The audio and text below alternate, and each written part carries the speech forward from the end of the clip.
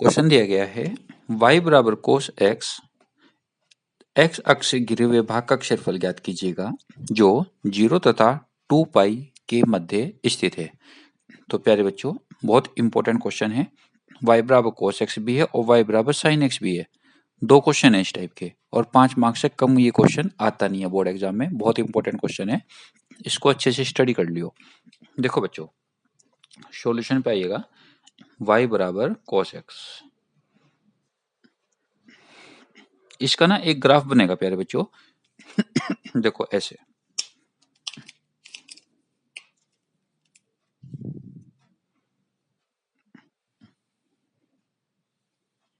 ये x अक्ष है और ये y अक्ष। y बराबर कोस x, x अक्ष और 0 से 2 पाई, यहाँ 0 है, यहाँ पे हमारे पास 2 पाई है, यहाँ पे पाई है।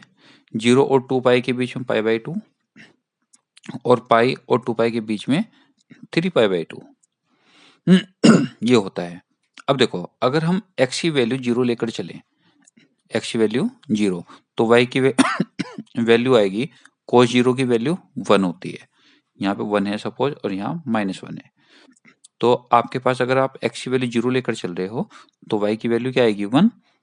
तो हमारे पास पॉइंट आएगा 0 2 1, यानी कि यहाँ पे x की वैल्यू 0 है, y की वैल्यू 1 है। एक पॉइंट यहाँ पे आ गया। अगर आप 90 लेकर चल रहे हो तो 90, cos 90 की वैल्यू 0। अगर आप x की वैल्यू 90 लेकर चल रहे हो तो y की वैल्यू 0 आ गई, यानी कि ये वाला पॉइंट यहाँ पे काम करेगा। अगर हम x की वैल्यू 90 रख रहे हैं, पाई बाई 2 रख रहे हैं, तो y की वैल्यू तो 0 आ रही है ना, cos 90 की वैल्यू 0 होती है। तो ये वाला पॉइंट मेरे पास यहाँ बैठेगा।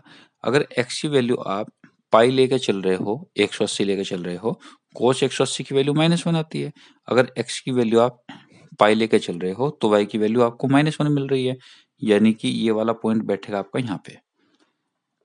x की वैल्यू पाई, y की वैल्यू -1 और अगर आप x की वैल्यू 3 पाई बाई 2 लेके चल रहे हो तो cos 3 पाई बाई 2 यानी कि 270, और cos 270 की वैल्यू होती है 0, यानी कि 3 पाई बाई 2 0। एक वैल्यू आपको यहाँ मिल रही है। और अगर x की वैल्यू आप 2 पाई लेके चल रहे हो तो cos 2 पाई की वैल्यू होती है आपके पास, cos 2 पाई की वैल्यू होती है आपके पास 1। तो ये वाली वैल्यू आपके पास बनेगी यहाँ पे, यहाँ पे। ठीक है बच्चों, तो मेरे पास जो ग्राफ बनेगा वो कुछ ऐसा बनेगा, ध्यान से देखना।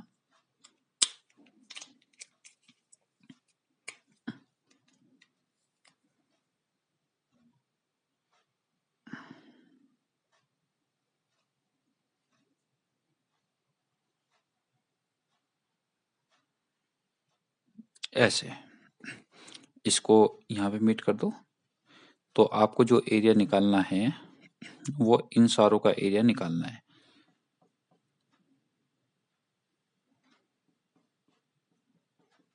ये वाला एरिया आपको निकालना है।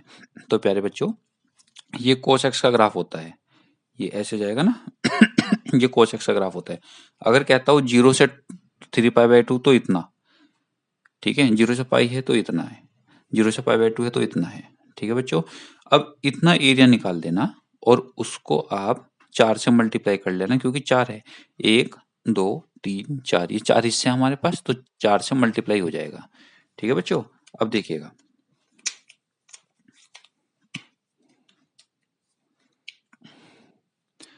Area is equal to A to B Y D X. A to B 0 से लेकर पाई बाई 2 ले लो, 0 से पाई बाई 2, वाई का मान कितना है, cos x dx, और 4 हिस्से हो रहे हैं 1 2 3 4, 4 से मल्टीप्लाई कर दो तो ये हो जाएगा 4 cos x का समाकलन sin x,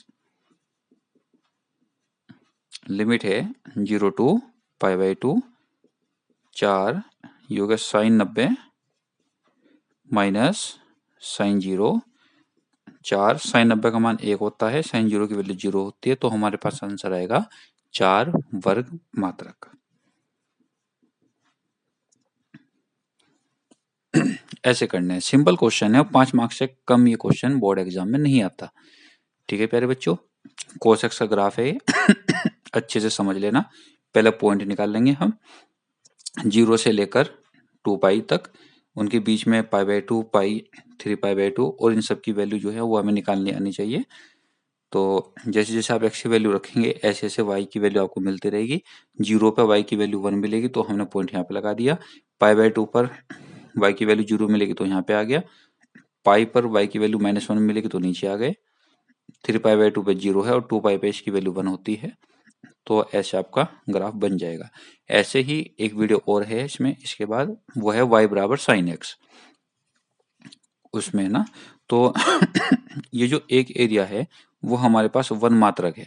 2 एरिया हैं तो आपके पास 2 आ जाएंगे। 3 एरिया हैं तो 3 और ये 4 हिस्से हैं तो 4 वर्ग मात्रक। ठीक है प्यारे बच्चों, इंपॉर्टेंट क्वेश्चन है, प्रैक्टिस में लेके आना इसको। ओके बच्चों, थैंक यू बच्चों।